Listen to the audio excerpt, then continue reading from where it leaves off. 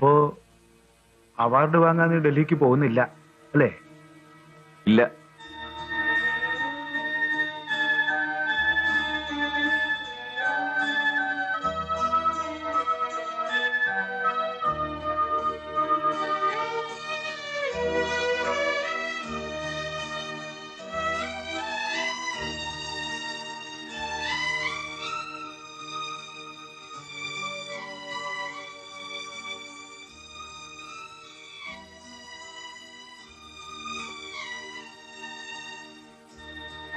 മോളെ വരൂ മോളെ, അച്ഛൻ കാത്തിരിക്കുന്നു, ഊണ് കഴിക്കാം.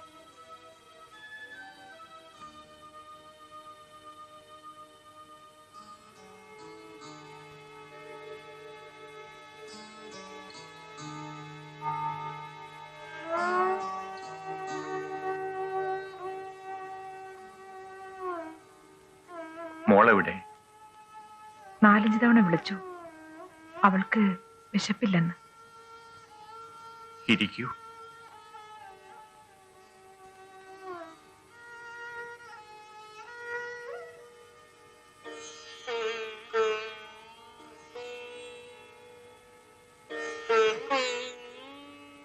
അവളെ പറഞ്ഞിട്ട് കാര്യമില്ല. പെൺകുട്ടികളുടെ മനസ്സ് ഒരിടത്ത് വീണാ പിന്നെ അത് അവിടെ നിന്നെടുക്കാൻ ബുദ്ധിമുട്ടാ. ആ ശബരിയെ പിന്നെ കണ്ടതേ ഇല്ലല്ലോ. നമുക്കൊന്ന് പോയി അന്വേഷിച്ചൂടെ?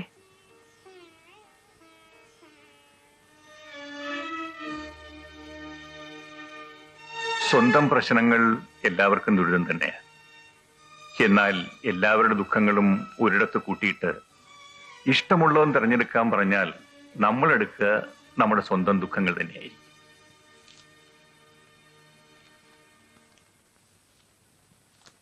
സർ, മുഴുവൻ തീർന്നോ? തീർന്നു സർ. ഇന്ന് കുറച്ച് നേരത്തെ പോണായിരുന്നു. എങ്ങോട്ടാ? ഒരു കൂട്ടുകാരിയുടെ കല്യാണത്തിനാ. ഓഹോ, കല്യാണം കൂട്ടുകാരിക്ക് മാത്രം മതിയോ? കനകത്തിന്റെ കാര്യം? അച്ഛൻ സർവീസിലായിരുന്നപ്പോ പല ആലോചനകളും വന്നാണ്. 1-2 എണ്ണം അച്ഛൻ തന്നെ സ്റ്റാറ്റസ് പോരെന്ന് പറഞ്ഞ് വേണ്ടെന്ന് വെച്ചു. അച്ഛൻ ആർമിയിലായിരുന്നു അല്ലേ? അതെ. അച്ഛൻ ഹാർട്ട് അറ്റാക്കായി മരിച്ചപ്പോ എനിക്ക് ആരും ഇല്ലാതായി. മരിച്ചവർക്ക് പിന്നെ റെസ്പോൺസിബിലിറ്റി ഒന്നും ഇല്ലല്ലോ. കനകം പൊയ്ക്കുള്ളൂ. അച്ഛൻ ഹാർട്ട് അറ്റാക്കായി മരിച്ചപ്പോ എനിക്ക് ആരും ഇല്ലാതായി. മരിച്ചവർക്ക് പിന്നെ റെസ്പോൺസിബിലിറ്റി ഒന്നും ഇല്ലല്ലോ.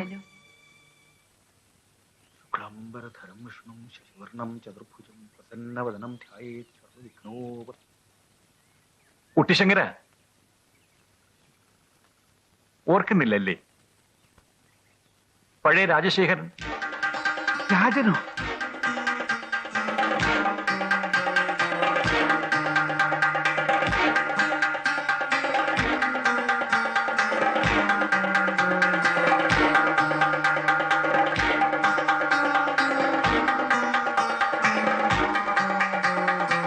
അന്ന് നീ എനിക്ക് സമ്മാനിച്ച ആ മുറിവിന്റെ കല ഇപ്പോഴും മാഞ്ഞിട്ടില്ല. തൊട്ടുനോക്ക്.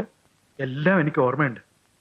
പക്ഷേ ഇപ്പോ എന്റെ മകനും നിന്റെ മനസ്സിന് മുറിവേൽപ്പിച്ചോ എന്നാണ് എന്റെ ഭയം. ശബരി എവിടെ? അവന്റെ പോക്കിനും വരവിനൊന്നും ഒരു വ്യവസ്ഥയില്ല. അവന് വേണ്ടപ്പെട്ട ഒരാൾ നഴ്സിംഗ് ഹോമിൽ കിടക്കുക, സുഖമില്ലാതെ. അവനാ കൂടെ നിൽക്കുന്നേ. അല്ലെങ്കിലും ജീവകാരുണ്യം അവനൽപ്പം കൂടുതലാ. ആ, അതൊക്കെ നല്ലത് തന്നെയാ. പക്ഷേ സ്വന്തം കാര്യവും വല്ലപ്പോഴൊക്കെ നോക്കണ്ടേ? വിവരങ്ങളൊക്കെ ശബരി പറഞ്ഞു കാണുമല്ലോ. ഉവ്വ് പറഞ്ഞു. രാജശേഖരൻ മറ്റൊന്നും വിചാരിക്കരുത്. ശബരിയുടെ ഒരാഗ്രഹത്തിന് ഞാൻ ഇന്നുവരെ എതിര് നിന്നിട്ടില്ല. പക്ഷേ ഇത് ഭരദേവതയുടെ കാര്യമാണ്. ഭഗവതിയെ വിളിച്ചുണർത്തേണ്ടത് ശബരി കൊണ്ടുവരുന്ന പെൺകുട്ടിയാണ്. ആ നിലയ്ക്ക് അതിന് കഴിവില്ലാത്ത ഒരു പെൺകുട്ടിയെ നമ്മുടെ സ്നേഹബന്ധം ഇങ്ങനെ തന്നെ തുടരട്ടെ. അതിൽ കൂടുതലൊന്നും തൽക്കാലം നമ്മൾ ആഗ്രഹിക്കണ്ട. സാരമില്ല, എനിക്ക് മനസ്സിലായി. വളരെ കാലത്തിന് ശേഷം കുട്ടിശങ്കനെ ഒന്ന് കാണാനെങ്കിലും സാധിച്ചില്ല. അത് തന്നെ വലിയ ഭാഗ്യം. ഞാൻ വരട്ടെ. മറ്റൊന്നും തോന്നരുത്. ഭഗവതിയുടെ കാര്യമായതുകൊണ്ടാ.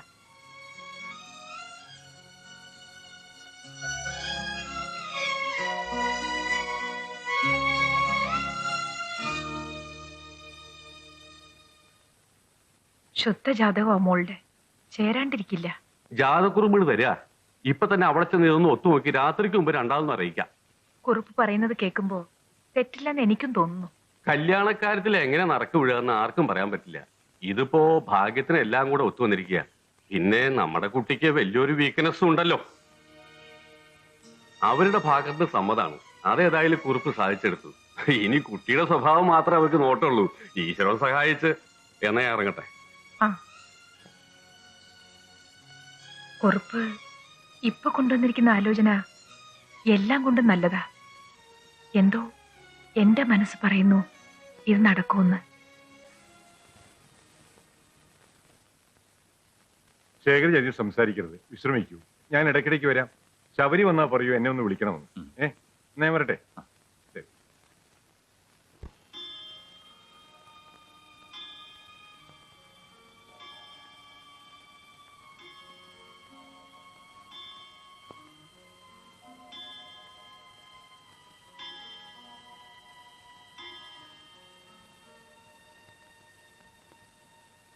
മോളെ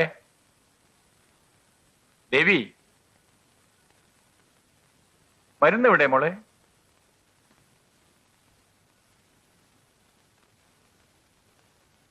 എന്താ മോളെ, അച്ഛന് മരുന്ന് തരാനും മറന്നുപോയോ?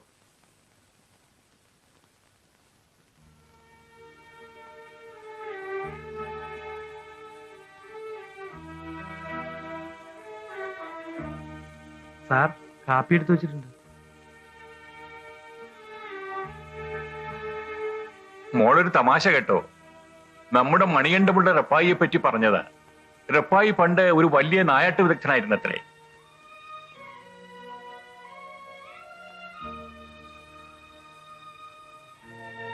അതൊക്കെ ഇവിടെയുള്ളവർ എന്നെ പറ്റി വെറുതെ പറയണതാ. ശരിക്കുള്ള കാര്യം എന്താന്ന് വെച്ചാ, ഇവിടെ മുമ്പുണ്ടായിരുന്ന മാനേജർക്ക് ഒരു തോക്കുണ്ടായിരുന്നു. ഞാൻ ആ തോക്കെടുത്ത് പ്രാവിനെ വെടിവെക്കാൻ പോയി. ഏതാണ്ട് ഇത് ഇത്ര ദൂരത്ത് പ്രാവിരിക്കണു. എനിക്കാണെങ്കിൽ അറിയാലോ, കണ്ണിന് സ്വല്പം കുഴപ്പമുണ്ട്. ഞാൻ പതുക്കെ ഉന്നം പിടിച്ച് താനിങ്ങനെ ഉന്നം പിടിച്ച് സമയം കളയാതെ വെടിവെക്കുക. അല്ല, എനിക്കിങ്ങനെ ഉന്നം പിടിച്ചാലേ വെടിവെക്കാൻ പറ്റൂ. ആ ശരി. ഉന്നം പിടിച്ച് ഞാൻ ഏതാണ്ട് പ്രാവിന്റെ അടുത്ത് വരെ എത്തി. തോക്കിന്റെ കുഴല് അതിന്റെ മൂട്ടി തട്ടി. എന്നിട്ടും വെടിവെച്ചില്ലേ? ഇല്ല, അപ്പോഴേക്കും പ്രാവ് പറന്നുപോയി. പിന്നെ എങ്ങനെ വെടിവെക്കുക?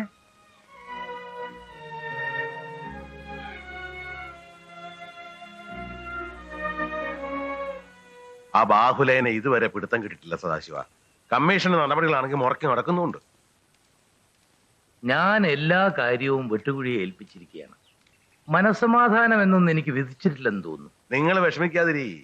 ബാഹുലേൻ ഈ ഭൂമിയിൽ എവിടെ ഉണ്ടെങ്കിലും കണ്ടുപിടിച്ചിരിക്കും. അത് ഞാൻ ഏറ്റു. ഏറ്റു എന്ന് പറയാൻ തുടങ്ങിയിട്ട് കാലം കുറയായി. ഇതുവരെ ഒന്നും നടന്നിട്ടില്ല.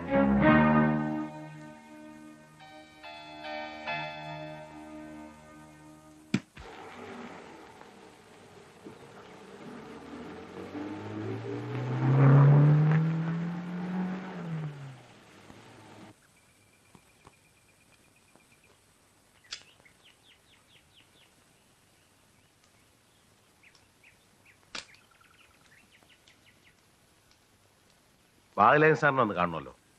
ഇവിടെ ഇല്ല. എവിടെ പോയി? അറിയില്ല. എപ്പോ വരും? അറിയില്ല. ചത്തോ അതോ ഉണ്ടോ? അറിയില്ല. തനിക്ക് അറിയാവുന്ന എന്തെങ്കിലും ഉണ്ടോ? അറിയില്ല.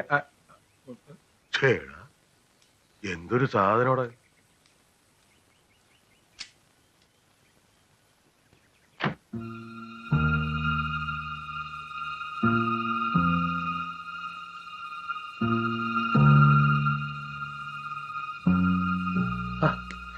ആ AC ഓൺ ചെയ്യ്. പോണം സാർ. ആണോ?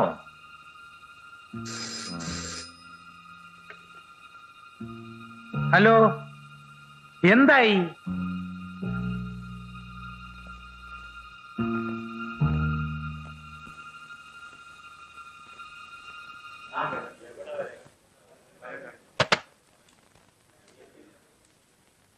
എന്തായി? ബാഹുലയം പോയിട്ട് അവന് തന്ത വരത്തില്ല.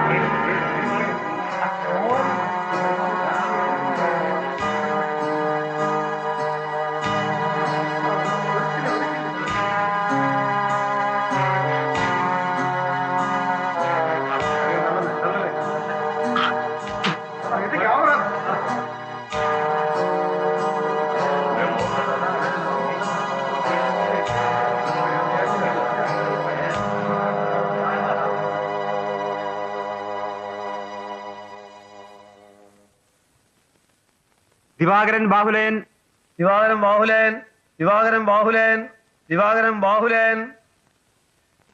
ബാഹുലേയൻ ഹാജരില്ലാത്തതിനാൽ ഇന്നത്തെ സിറ്റിംഗ് നിർത്തിവച്ചിരിക്കുന്നു.